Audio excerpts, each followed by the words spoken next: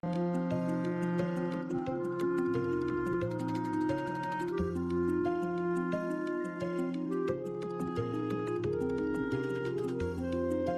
story of the kings and queens of England is more surprising than you might think. It's a fine drama, 1,000 years of tales of lust and betrayal, of heroism and cruelty, of mysteries, murders, tragedies, and triumphs. Oh, you're probably thinking that applies to medieval kings, all right, but this programme's about the modern monarchy, from Victoria to the home life of our own dear Queen, and there's not much of that sort of thing going on here. Oh, really? Keep watching. What, you may wonder, did lust have to do with the matronly Queen Victoria? Well, she was young once, and her husband, Prince Albert, gave his name to more than just a bridge, a concert hall, and a memorial. No other British royal has a body piercing named after him. And we can't show you where the ring goes in a Prince Albert, you'll just have to guess. Kept Victoria happy, 9 children. And this isn't only a collection of royal trivia for the tabloids. We can reveal for the first time on television that the present Queen's grandfather, George V, actually took over the running of the country, secret personal rule, for a few days in 1931. He believed it was the only way to save the country from revolution. Most of the papers relating to this are still hidden. How much do we really know about what goes on? In 1867, Walter Bagehot wrote a book on the British Constitution which said that it had 2 parts, the efficient part and the dignified part. The dignified part was headed by the Queen. It was a piece of theatre whose only purpose was to make people feel loyalty. The actual power was entirely held by the efficient part, which he said was a secret committee called the Cabinet. Everyone believed Bagehot's book. The government encouraged people to believe it. So did the royal family, then and now. Well, they would, wouldn't they? The truth has been rather different. Obviously, when the 18-year-old Victoria came to the throne in 1837, she wasn't in much of a position to try to run the country. She'd had a rather odd upbringing. Her father had been a brother of George IV and William IV, but he died when she was a baby. Her mother was a straight-laced German princess who was determined that her daughter should not be part of the disreputable life of the court, or murdered, as her mother thought possible, by one of her terrible uncles who wanted the throne himself. She was brought up in isolation in Kensington Palace, which in those days was rather cut off from London. Her main interest on becoming queen was to finally cut free of her mother, and hopelessly, utterly in love with her first cousin, the 20-year-old younger son of the Duke of Saxe-Coburg-Gotha. He's excessively handsome. Such beautiful eyes. My heart is quite going. He certainly tried hard to look good. That notorious ring piercing, if it did exist, no one can be quite sure, was attached to a chain to assist in smoothing the line of his breeches. They married in 1840. She wasn't hugely popular at the time. Headstrong, willful. She actually blocked a change of government because it would have upset her domestic arrangements. The Prime Minister, Lord Melbourne, had given her the wives and daughters of his own supporters as the ladies of her bedchamber. When his Whig government fell and Robert Peel came to power, Peel insisted that the Queen should replace at least some of the ladies so that the court wasn't a complete one-party state. Victoria refused. Peel felt forced to resign, and Melbourne came briefly back to power. People didn't like what she was doing. They didn't like her. And they didn't like the stiff German, Prince Albert. Peel came back to power and refused to grant him much more than half the allowance Victoria demanded, saying that people were very hard up, which they were. The position of the throne seemed pretty shaky.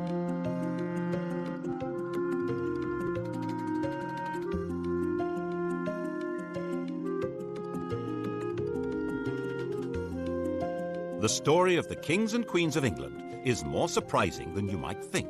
It's a fine drama, 1,000 years of tales of lust and betrayal, of heroism and cruelty, of mysteries, murders, tragedies, and triumphs. Oh, you're probably thinking That applies to medieval kings, all right, but this programme's about the modern monarchy, from Victoria to the home life of our own dear Queen, and there's not much of that sort of thing going on here. Oh, really? Keep watching. What, you may wonder, did lust have to do with the matronly Queen Victoria? Well, she was young once, and her husband, Prince Albert, gave his name to more than just a bridge, a concert hall, and a memorial. No other British royal has a body piercing named after him. And we can't show you where the ring goes in a Prince Albert, you'll just have to guess. Kept Victoria happy, 9 children. And this isn't only a collection of royal trivia for the tabloids. We can reveal for the first time on television that the present Queen's grandfather, George V, actually took over the running of the country, secret personal rule, for a few days in 1931. He believed it was the only way to save the country from revolution. Most of the papers relating to this are still hidden. How much do we really know about what goes on?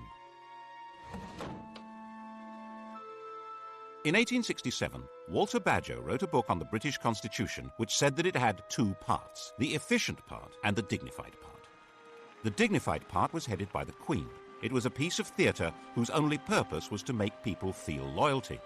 The actual power was entirely held by the efficient part, which he said was a secret committee called the Cabinet. Everyone believed Bagehot's book. The government encouraged people to believe it. So did the royal family, then and now. Well, they would, wouldn't they? The truth has been rather different. Obviously, when the 18-year-old Victoria came to the throne in 1837, she wasn't in much of a position to try to run the country. She'd had a rather odd upbringing. Her father had been a brother of George IV and William IV, but he'd died when she was a baby. Her mother was a straight-laced German princess who was determined that her daughter should not be part of the disreputable life of the court, or murdered, as her mother thought possible, by one of her terrible uncles who wanted the throne himself. She was brought up in isolation in Kensington Palace, which in those days was rather cut off from London. Her main interest on becoming queen was to finally cut free of her mother, and hopelessly, utterly in love with her first cousin, the 20-year-old younger son of the Duke of Saxe-Coburg-Gotha. He's excessively handsome. Such beautiful eyes. My heart is quite going. He certainly tried hard to look good. That notorious ring piercing, if it did exist, no one can be quite sure, was attached to a chain to assist in smoothing the line of his breeches. They married in 1840. She wasn't hugely popular at the time. Headstrong, willful. She actually blocked a change of government because it would have upset her domestic arrangements. The Prime Minister, Lord Melbourne, had given her the wives and daughters of his own supporters as the ladies of her bedchamber. When his Whig government fell and Robert Peel came to power, Peel insisted that the Queen should replace at least some of the ladies so that the court wasn't a complete one-party state. Victoria refused. Peel felt forced to resign, and Melbourne came briefly back to power. People didn't like what she was doing. They didn't like her, and they didn't like the stiff German, Prince Albert. Peel came back to power and refused to grant him much more than half the allowance Victoria demanded, saying that people were very hard up, which they were. The position of the throne seemed pretty shaky. On the terrible shriek, she never recovered. She retired to Scotland and went into what seemed to be everlasting mourning.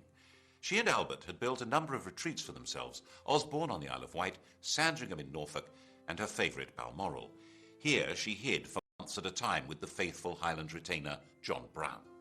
He was allowed enough familiarity for the Queen to be widely referred to as Mrs. Brown. Victoria herself could see no reason to take part in public ceremonies like the opening of Parliament. She thought that her hidden role as the head of her government was enough. But that, of course, led many people to wonder why they had to pay for her upkeep at all. She received, as she had done from the start of her reign, £385,000 a year from the government. It was more than she needed. Her court was nowhere near as expensive as, for instance, George IV's had been. And without her being visible, many people could see no point in her having this money. By the 1870s, there was a strong Republican movement expressing itself in newspapers, large public meetings, and in Parliament. the nature of the country was changing dramatically. New industrial cities were darkening the landscape with smoke and soot. A new kind of society was formed, a society of factory workers and low-paid artisans, of builders and miners and metal workers. These were people outside the political world, with no natural attachments to traditional political structures. And there were a lot of them. The anti-royalist head of steam built up every time Parliament was asked for extra grants to Victoria's children when they came of age or married. But in fact, it was very probably these children who saved her throne. No British statesman wanted to see the royal family given its marching orders when their marriages offered such a useful back door into the chancelleries of Europe. Victoria's eldest daughter was married to the heir to the Kaiser of the new German Empire and was a strong and useful influence on her husband and a thorn in Bismarck's flesh. The heir to the British throne, Albert Edward, had married Alexandra, daughter of the King of Denmark and sister of the King of Greece. The Greek crown had actually been offered to another of Victoria's sons, Alfred. The Greeks had sacked their own king and held a national vote on who should get the throne. 95% of them voted for Alfred, who was at the time an 18-year-old midshipman in the Royal Navy. The government made him turn it down because they had promised to keep their hands off Greece. Never mind. It went as a sort of hand-me-down to the son of England's good friend, the King of Denmark. And in 1874, Alfred married the daughter of Tsar Alexander II, which was jolly useful given the Anglo-Russian competition on the edges of India. These were marriages that would produce died in 1901. She had over 90 living descendants. It was a full-time job just getting them birthday presents. The rulers of Germany, Greece, Romania, Norway, Russia, Yugoslavia, Spain, and Sweden would all trace their descent from this stout little lady. There was a downside to this royal intermarriage. Victoria was a carrier of haemophilia, the condition that prevents blood from clotting, and the Spanish, Prussian, and Russian royal families were consequently affected by it. But even if the British government had known about that, they wouldn't have shed many tears over it. As a system for exercising influence abroad, the monarchy was well worth the money. It also ought to have the advantage at home of inducing people to be loyal to their country, even if they detested its government, which was obviously very useful if you ran that government. But to sell monarchy to the British public, that monarchy needed rebranding.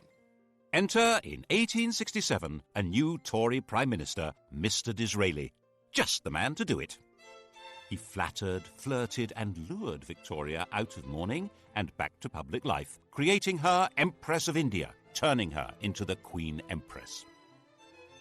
Britain was now a world power with an international trade that dwarfed all others. Its navy dominated the oceans, and its empire expanded on the simple principle that trade follows the flag.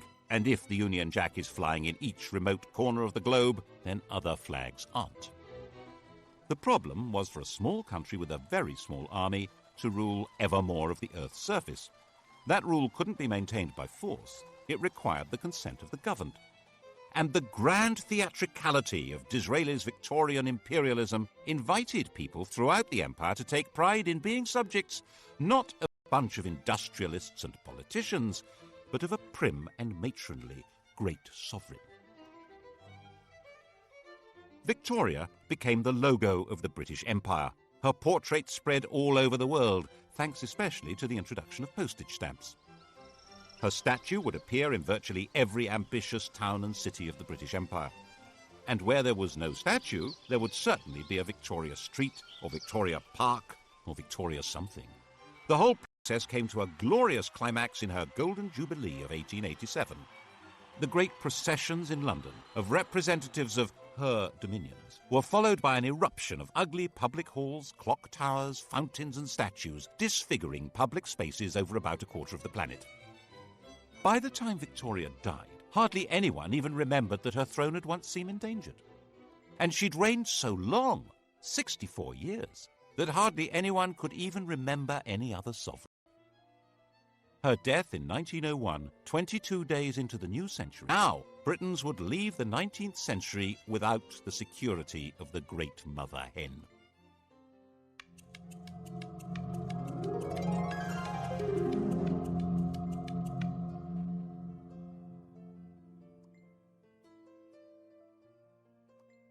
Victoria would cast a long shadow. Elizabeth II, coming to the throne 51 years later, would be the first of her successors who had no personal memory of her. Her oldest son, Albert Edward, the new King Edward VII, was already 59 years old. The funeral of the Queen Empress and Edward's coronation involved a huge invention of traditions and ceremonies. And in this atmosphere, it's not surprising that Edward was granted an annual allowance even greater than Victoria's. A few voices said that it was unnecessary for the king to have as big an income as Andrew Carnegie, the Bill Gates of his day, but no one took much notice. Edward had been given a miserable and oppressive childhood. Victoria had measured him by the impossible yardstick of her hero worship of the perfect man, his father. Naturally, young Bertie had rebelled. Of course, his first visit to a prostitute shocked his parents deeply. It happened to be followed by Albert's fatal illness, which Victoria had inevitably blamed on her wicked son. She had arranged marriage shortly afterwards in the hope that domestic discipline would rein him in. Princess Alix of Denmark was beautiful, but she was also deaf and dull company. With nothing much else to do, Bertie had become the living epitome of the life of the Belle Epoque, a life of champagne drinking, cigar smoking, horse racing, gambling and entertaining showgirls and pretty married ladies. He was naturally drawn to the company of outsiders, not just shady characters, but Jews and Catholics, bankers and foreigners, and he was outspokenly outraged by the casual racism of the empire. Because a man has a black face and a different religion than our own, there is no reason why he should be treated as a brute. He sat on a commission on working-class housing and even invited a member of the working class to stay at Sandringham. Admittedly, the man in question was an MP and a fellow member of the commission, and he had to eat in his bedroom because he didn't have the right clothes to come down to dinner. But still... By the time Edward came to the throne, he was a big, fat old man with a social conscience and a comforting mistress, Alice Keppel, who understood him perfectly. Edward saw himself as something like a nursery rhyme monarch, magnificent and jolly, caring and helpful.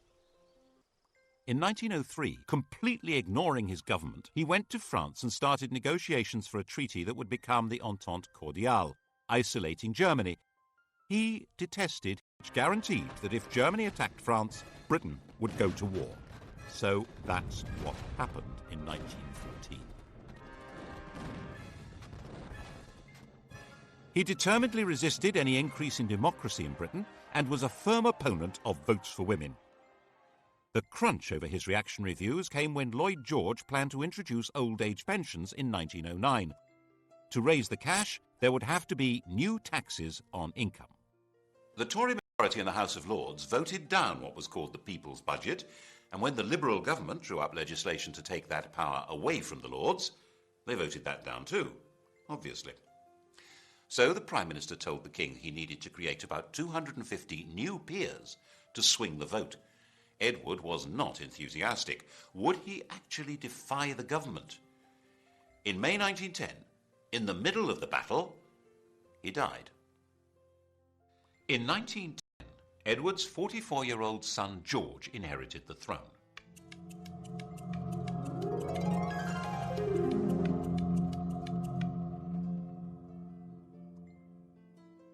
He was the late King's second son. He'd worked as a commander in the Navy, to which he was deeply attached. But in 1892, his elder brother Clarence had died, and he'd unexpectedly become heir. To step into his brother's shoes, he'd left his job and married the woman who'd been betrothed to Clarence, a relative called Princess Mary of Teck. He now inherited a fortune worth around 140 million in today's prices, and a political crisis. As part of the deal with the government to pass the budget and cut the powers of the House of Lords, it was agreed that the Crown could stop paying any income tax. In return, the King would pay for his own trips abroad.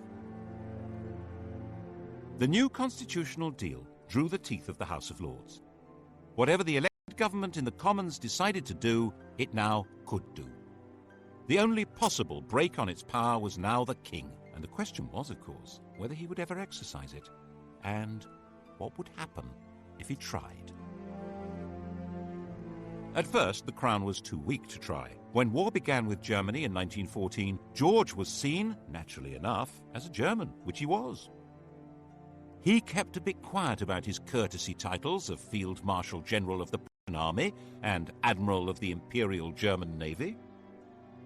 To make himself seem more British and therefore more secure, in July 1917, George felt forced to change his family name from Saxe-Coburg-Gotha to Windsor and stop being a German prince and Duke of Saxony. Revolution was a real danger. Cousin Nicky, the Tsar of Russia, was deposed in February 1917, agreed to it. But King George was terrified of being associated with a man now labelled tyrant by revolutionaries, so he forced the government to withdraw the offer. The Bolsheviks took over Russia in October, and Nicholas and his family were slaughtered.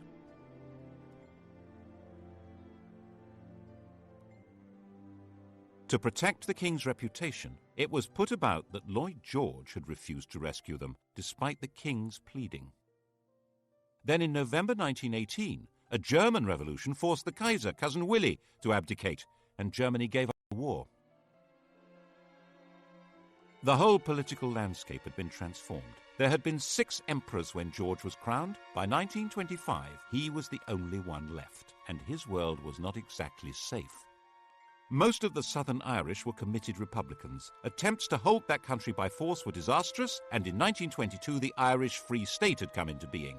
King George had lost a considerable chunk of his kingdom. The wealth of the royal family continued to grow, due largely to Queen Mary's enthusiasm for collecting valuable trinkets at special prices. The Romanovs hadn't been allowed to join the British royals, but a substantial chunk of their jewellery did. People began hiding their treasures if the Queen was coming to call, as she would hint strongly that she expected to be given them, and sometimes take them anyway, so that embarrassed aides had to quietly return them later. In 1924, Ramsay MacDonald became Britain's first Labour Prime Minister. The old political establishment had been given a kicking. No one knew where this might lead. And then came the Wall Street crash of 1929 and financial disaster. The government needed huge loans, which were conditional on cuts in unemployment benefit and the pay of public servants and the armed forces. The Labour cabinet wouldn't do it, and MacDonald went to the King to resign. George was pretty sure this was a decisive moment. If these harsh policies were forced through by Conservatives, class war would probably break out. Everything, including himself, might very well be swept away. So he refused to accept the resignation. He persuaded Ramsay MacDonald that it was his patriotic duty to stay on as the leader of a new coalition government to force through the cuts. That way, they were more likely to be accepted. This was an extraordinary exercise of royal power, and it wasn't over yet. When the cuts were announced in September 1931, the entire Atlantic Fleet went on strike. This was the most powerful military force in the world, and it was gathered at Invergordon. There was total panic in the Admiralty. Mutiny! The intelligence service, all the disaffected, including the police, on the way. The financial markets went into a tailspin, and the Bank of England was forced to stop exchanging pounds for gold, going the gold standard. The Admiralty drew up plans to bombard the mutinous fleet from the land and sink its own ships. And the King decided he had to save the Navy and the country. He knew sailors. They weren't revolutionaries. They just needed to be spoken to in the right way. In complete secrecy, he took control, appointing a retired admiral to deal with the situation. Admiral John Kelly was not appointed by the government or the Admiralty and was instructed not to report to them, but directly to King George. He offered the sailors a deal. If they sailed back to their home ports, the King would see to it that their grievances were taken seriously and they would not be punished. It was a sensible approach, and it worked. But all evidence of the King's role and Kelly's appointment was hidden. We're not supposed to know what power royalty can wield. Of course, the bit about mutineers not being punished was a lie. Once the danger was past, the leaders were identified and quietly removed. The following year, 1932, King George gave the first Christmas radio message. He was now a presence in homes throughout his empire. The empire had changed its form, of course, and in 1931 the dominions, the white bits of the empire, Canada, Australia and so on, had become legally independent of Westminster. They were the Commonwealth, and the sovereign was its institutional core. As part of his programme to make the monarchy seem British, and so he hoped more secure, he decreed that his children need not marry partners of royal descent. This would indeed transform the position of the monarchy, but not in the way he expected. In 1936, when George was 70 and dying, his doctor, Lord Dawson, decided to ensure that the death would not be reported first in the vulgar evening papers. You've heard of Lord Dawson of Penn. He's killed any number of men, and that's why we sing, "Oh God, save the King," from Bertrand, Lord Dawson of Penn. Lord Dawson met the Times' deadline by giving the King a fatal injection, called a whiz-bang. George was told he would soon be convalescing in Bognor. His last words were, "Bugger Bognor." The Times was told he'd said, "How is the Empire?"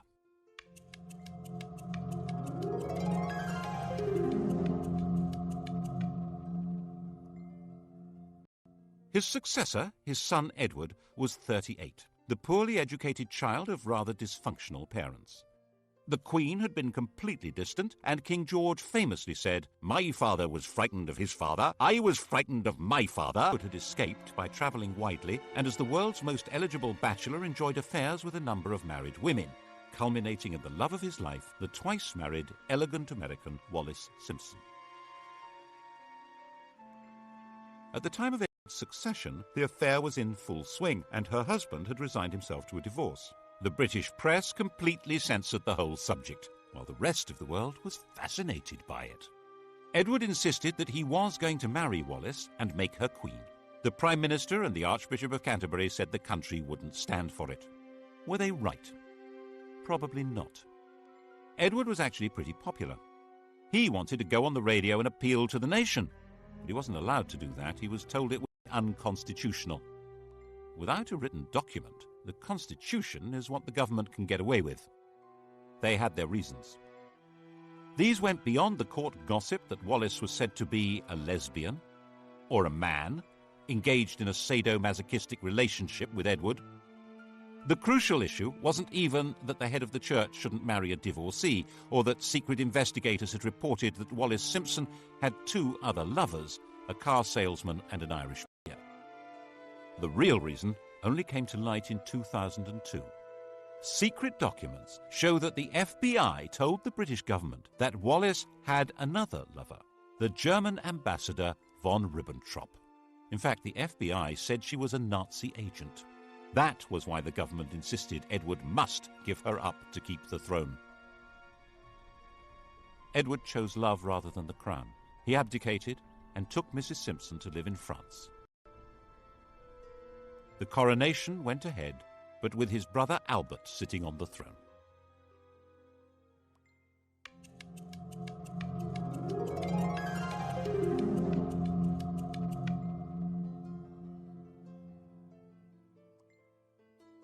Albert was crowned as King George VI.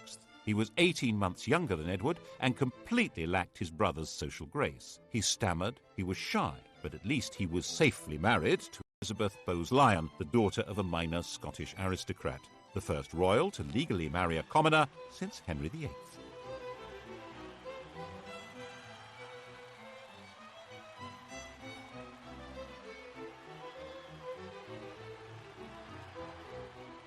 George didn't have much in the way of winning ways, but his wife, enraged at what Edward had done, was determined to help him through. She arranged speech therapy to cure his stutter.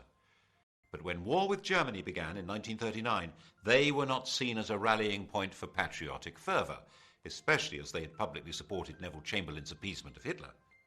George VI and Queen Elizabeth, that's the woman we remember as Elizabeth the Queen Mother, refused to allow themselves any doubt as to the outcome of the Second World War. When Buckingham Palace was bombed, the Queen said she was glad. It meant she could look the East End in the face. At least it meant the royal couple wouldn't be booed anymore when they visited other people's bombed-out homes. Actually, while they spent their days in London, they retreated for the night to Windsor, which was considerably safer. Nevertheless, they did have one really narrow escape. As the war went on, the royal couple became more and more identified with Churchill as the spirit of Britain, dogged in their determination to see Nazism defeated. When the victory celebrations came in 1945, it seemed natural that they should revolve around Buckingham Palace. By the time of his premature death from smoking in 1952, this shy country gentleman and his queen had gone a very long way to restoring the monarchy to its central place in British life. It had vanished virtually everywhere else. There had been 16 monarchies on the continent of Europe when Victoria died. Now there was only Sweden. Monarchs were restored to Belgium, Holland, Norway and Denmark, but as a pale shadow of the old European royalty.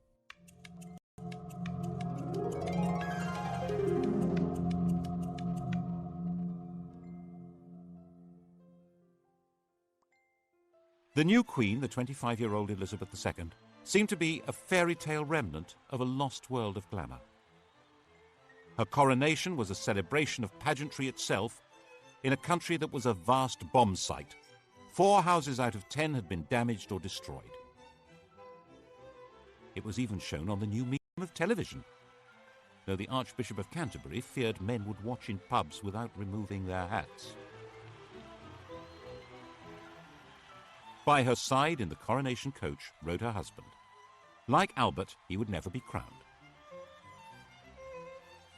Philip, Duke of Edinburgh, was from the Greek and Danish royal house of Schleswig-Holstein-Sonderburg-Glücksburg.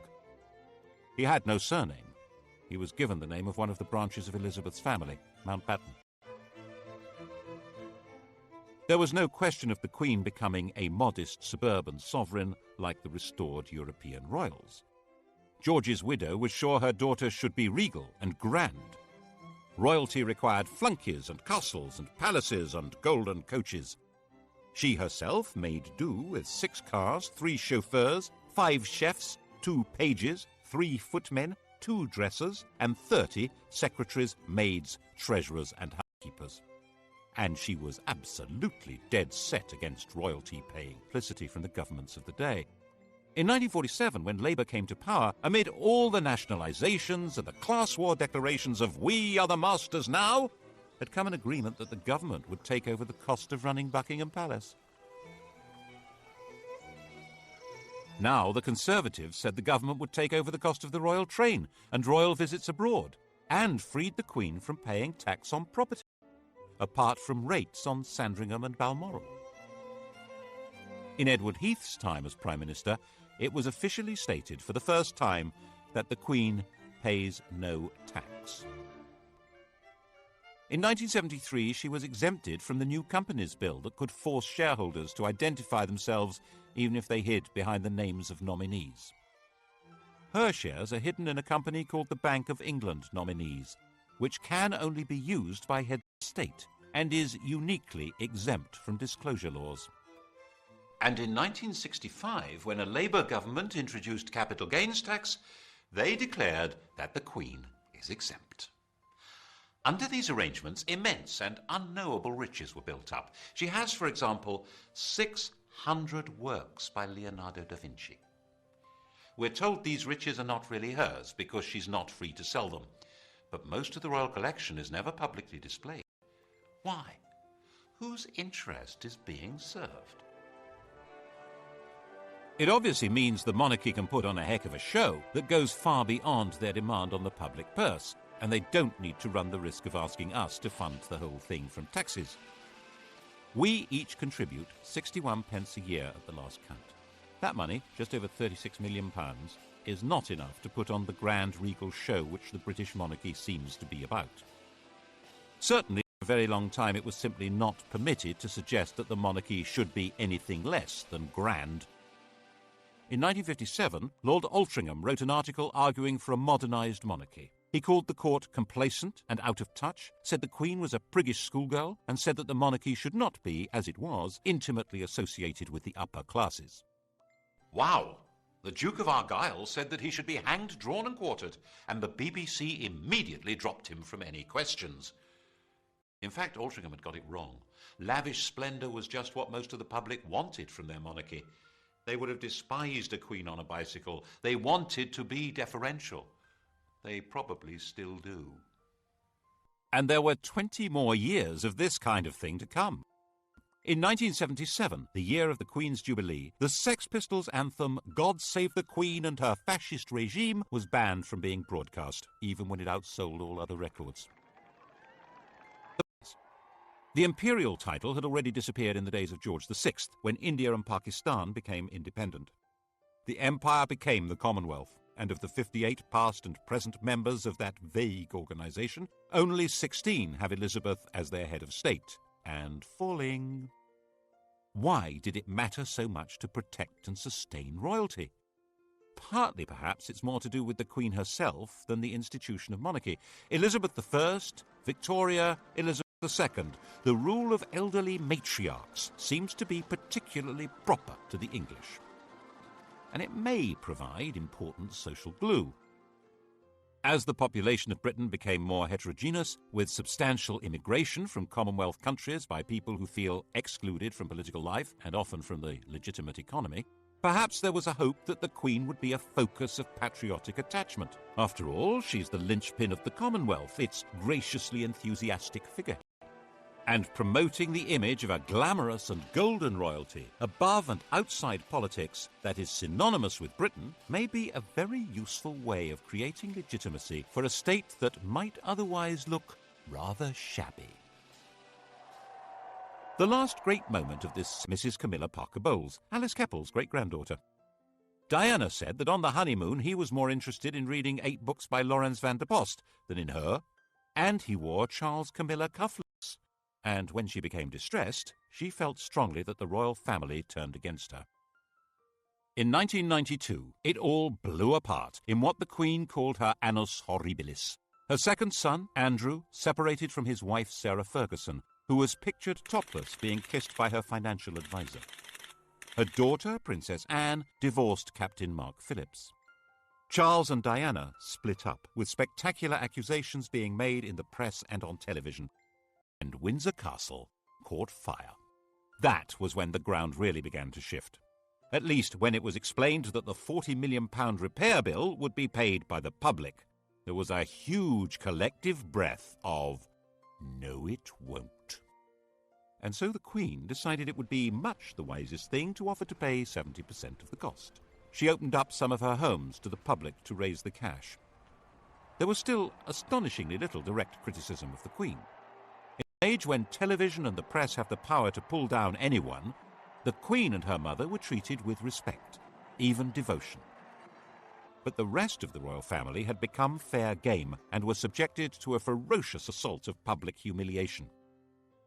Why did we support the royal family and all their wealth? Why were we giving them all this money? The press pack was baying at their heels and refund the parliamentary allowances received by other members of the royal family. But things didn't get any better. And the Queen herself began to be criticised in 1997, when Princess Diana was killed in a car crash in Paris.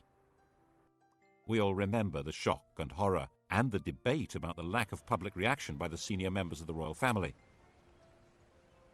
There was a widespread feeling that at that moment they were not in fact part of the nation. Was the programme started by George V of integrating the monarchy into the life of the nation coming unravelled? Instead of the monarch playing the role of warning and advising the Prime Minister, which is supposed to be her constitutional role, the Prime Minister warned and advised the sovereign to take public action. She had to be seen to grieve, or the monarchy itself might be in danger.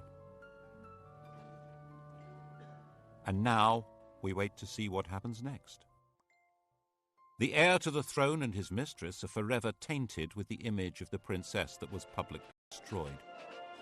The Queen is an old lady, with a reign that begins to rival Victoria's in length. Can anyone be certain that the country would accept her son as king? There's always been a bargain at the heart of monarchy in this country. The monarch has always been dependent on the people. That bargain has been the key to survival. It began when William the Conqueror realized that he and his friends couldn't actually run a country where they didn't speak the language, or know the laws, traditions, or even the geography. It was restated in a series of crises in which monarchs who tried to rule without consent were simply dumped. Matilda, Jane Grey, Richard Cromwell, James II. And to give that consent, people need to feel that the sovereign is entitled to be there and respects laws even though no court can enforce them. Laws which today probably include having to pay tax. Partly, of course, the institution is sustained by the character of the Queen herself. Faced with enormous pressures and a job from which there is no possibility of rest, she has retained a calm resilience and exquisite constitutional carefulness which guarantees her a respectful place in history. Then what? The British monarchy is certainly a great addition to the gaiety of nations. Partly as a soap opera, partly as a walking, talking anachronism that makes other heads of state visibly uneasy. But it does come at a price. And whether the price is too high for the continued survival of this most extraordinary form of government, well, that, of course, will be the surprise ending.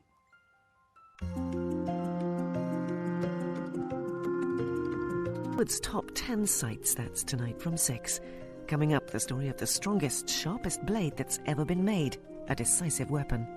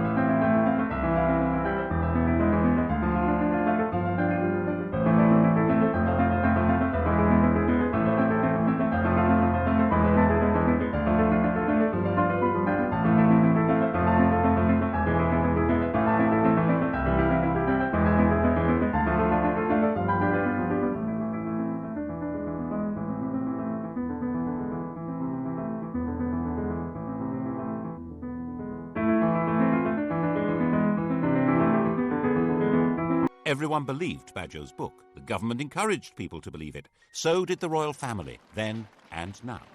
Well, they would, wouldn't they? The truth has been rather different. Obviously, when the 18-year-old Victoria came to the throne in 1837, she wasn't in much of a position to try to run the country. She'd had a rather odd upbringing. Her father had been a brother of George IV and William IV, but he died when she was a baby. Her mother was a straight-laced German princess who was determined that her daughter should not be part of the disreputable life of the court, or murdered, as her mother thought possible, by one of her terrible uncles who wanted the throne himself. She was brought up in isolation in Kensington Palace, which in those days was rather cut off from London. Her main interest on becoming queen was to finally cut free of her mother and hopelessly, utterly in love with her first cousin, the 20-year-old younger son of the Duke of Saxe-Coburg-Gotha,